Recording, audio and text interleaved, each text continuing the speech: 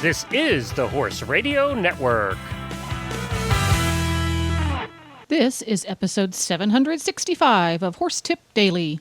A different horse tip, a different equine topic, a different equestrian expert every day. Horse Tip Daily brings the world of equine knowledge to you, one day at a time.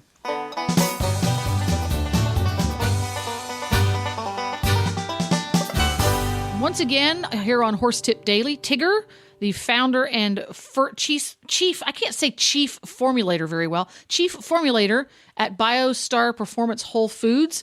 They make fantastic whole food products for our horses.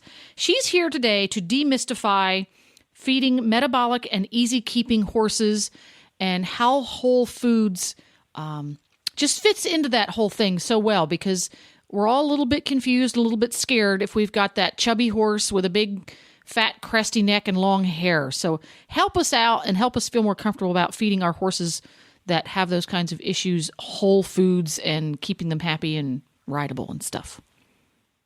Well, I like to start with a focus on fiber, since that's really a critical part of any horse's diet. And with the metabolic horses, you do have to be very careful of grass and forage. So I usually like to start with a foundation of molasses-free beet pulp. I like it genetically. I don't like it genetically modified, so I really like the Speedy Beet from England, which is GMO-free.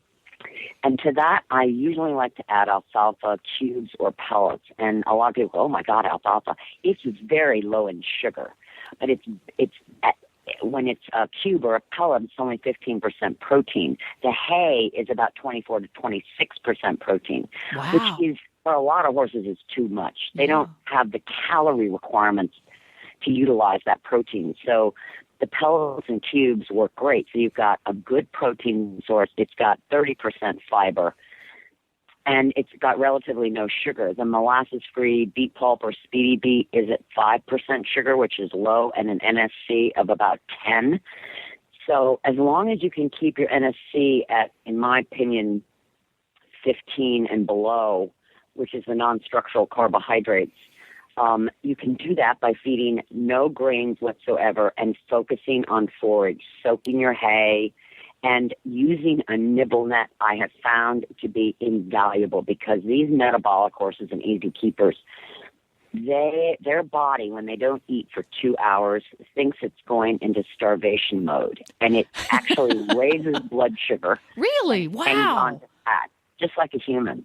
Wow. So at night, particularly horses that are stabled, they're fed their last hay at maybe 8 o'clock at night, and by 10 o'clock, because they're generally hoovers and they've hoovered it all up, they're going to go from 10 at night to 6 in the morning with nothing to eat. That's bad all around, isn't it?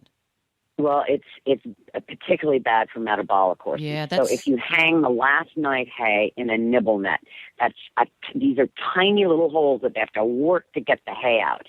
It actually makes the hay last longer, and you reduce the fasting time, because that's why these horses can't lose weight. It's because they have so long periods every day of not eating anything. Hours and hours and hours, right? So for folks who are not familiar with beet pulp, I spent a lot of years in a part of the country where grazing was plentiful and you didn't see as many metabolic and easy-keeping horses as you do nowadays. I wasn't familiar with beet pulp except what I read in magazine articles and books. What is beet pulp, and what does it mean when it's molasses-free beet pulp? Okay, well, beet pulp is from sugar beets. It's the first, it's the pulp. So when they harvest the sugar beet, the first thing they want to get rid of is the pulp, because that has nothing to do with sugar production. So they use water osmosis, thank goodness, nothing more drastic. And they put the sugar beet in this, big tank they use water osmosis to sort of strip the pulp away. And then it's just kiln dried, and that's the extent of the processing. Some of it is treated with molasses, because molasses is another byproduct of sugar beets. I really don't like that for even a high-performance horse. I just think sugar is so pro-inflammatory to the body that we really want to reduce sugars in most horses' diets. And They just don't need the molasses. So molasses-free beet pulp is readily available all over the country, and it's easy to feed, but you do have to add water. There we go. And I feed beet pulp to my horse Beaker a lot because he's one of those easy keepers. And I love to do it because I put this little scoop of beet pulp in the bucket and then I add the water and it turns into a giant bucket full, which I love to give him. Exactly. And it's it just a great looks way so to deliver bountiful. Your supplements.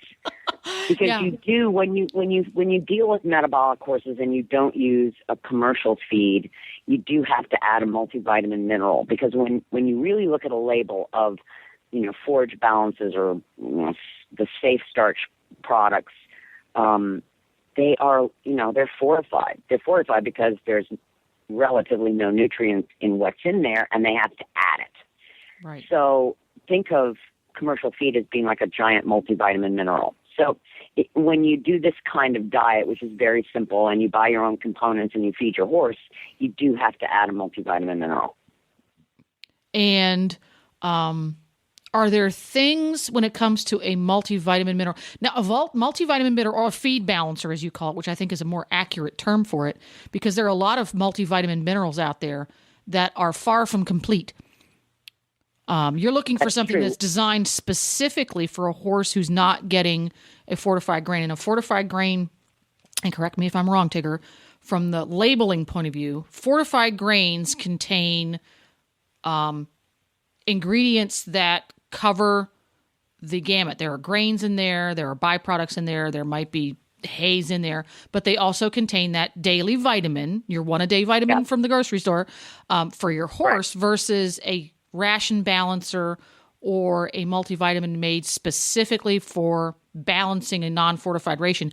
That only contains your one-a-day vitamin portion. It doesn't contain the corn and the corn stalks and whatever else. So you're completely separating the two issues of the nutrients and the calories. Am I getting this kind of right here? You're getting it right. But here is something that most of your listeners probably don't realize. Uh-oh. Get ready, folks. She's going to drop a bomb. Yeah, I am. Most vitamins in human, equine, and canine supplementation are byproducts of the petrochemical industry. Oh, geez. You just burst my bubble. Sorry. Well, what do we need to look for to avoid that, then? Help us out. It's got to say that it's from food. B vitamins come from yeast and rice. Those are the best whole food sources. But in commercial feed and supplements, they come from the tar of coal. You're kidding me.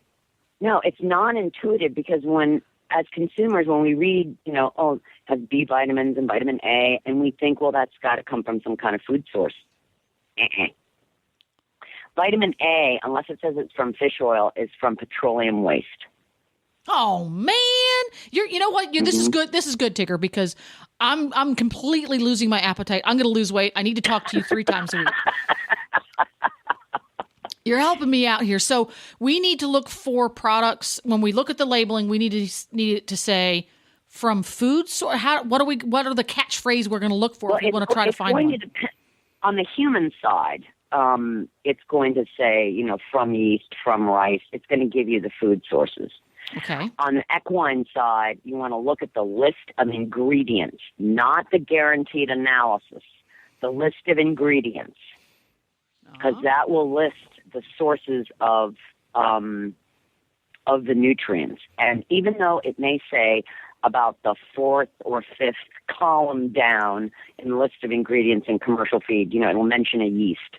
They do not get their B vitamins from yeast. It's way too expensive. The vitamin C, the ascorbic acid they use, is from corn. It's 99% of it comes from China. We use a whole orange. It costs us 89 cents to use one whole orange, pulp, peel, the whole 9 yards. It costs $2.99 a kilo to buy ascorbic acid from China. So it costs them a half a cent for 1,000 milligrams of vitamin C. It costs us 89 cents. But we get all the benefits of the whole orange. They're Right. just getting the ascorbic acid. Yeah, see, when you buy the ascorbic acid from China version, you're getting a tire. When you buy the Whole Foods version, you get a car. Yeah. Kind of like that. So That's a good analogy, actually. we need to look for the ingredients as well as the guaranteed analysis, because not all ingredients are created equal. And just because it says vitamin C doesn't mean it's vitamin C that we really want to be consuming. Correct. And we also want to look when we want to look for the source, and we want to look for non-GMO, all three of those. And call the companies and say, is your are your bees from food, or are they from, are they synthetic or from coal tar? So, go ahead. It's the same with the minerals. Even though they're not petrochemicals, minerals, most commonly the carbonates and oxides, are just ground up rock. And horses don't normally go out and eat ground up rock. Minerals that come from food have been chelated. That means that amino acids in the seed and the plant bind themselves to the minerals. It's what the body will do if you take calcium carbonate. Your body's going to run around and try to find amino acids to make that inorganic calcium carbonate somehow bioavailable.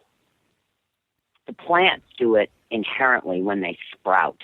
Aha. So when you take minerals that come from food, they're already amino acid chelated, which means they're already highly bioavailable. Well, that makes more sense, The doesn't it? bioavailability on an inorganic mineral is 10% or less. On an amino acid chelate, it's like 65. It's a huge difference. Huge difference. So for an easy keeper who is not metabolic, these same rules really do apply, don't they? Absolutely. The key is a little bit more exercise is always important. Never letting them fast, and absolutely no sugar or starches. Well, there we go. Well, No grains, no carrots, no apples. Boo hiss. You've got to really keep the sugar low. Boo hiss. So to quickly wind up our conversation on metabolic and easy keeping horses, what would be your personal favorite treat to give a metabolic or easy keeping horse? Because I love to give my horse Beaker a cookie when I catch him to bring him in. Well, BioStar has a metabolic treat called Metabites that's made with coconut meal, which only has 1% sugar. Oh, and I like coconuts. Yeah, and horses love coconuts too. And I love to feed my horse things I like. And it's got chia. And chia is really good for metabolic horses because it slows the digestion of carbohydrates through the GI tract.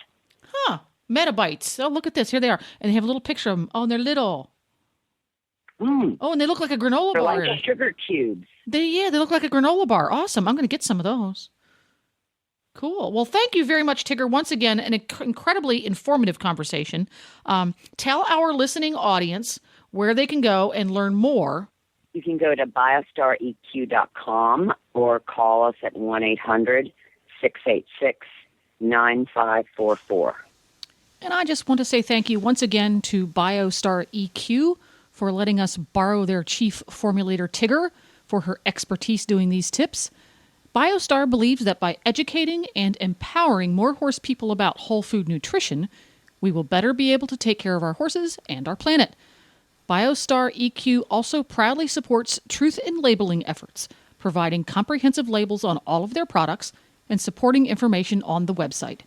Their products contain nothing genetically engineered, synthetic, or artificial, no petroleum derivatives or other made-in-lab vitamins, no fillers, binders, or excipients.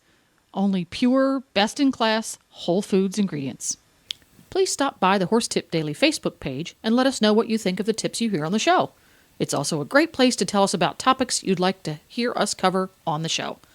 You can subscribe to all the great shows on the Horse Radio Network through iTunes or Zune and get your horse podcasts automatically downloaded to your iPod, Zune, or MP3 player. You can also listen to the shows right on Facebook. The player's right there every day. I'll be back again tomorrow with another new expert and a different horse tip. Until then, go ride your horse. The Horse Radio Network and the Horse Radio Network hosts are not responsible for statements of guests or their opinions. Use your own judgment when listening to the tips provided by the experts on Horse Tip Daily.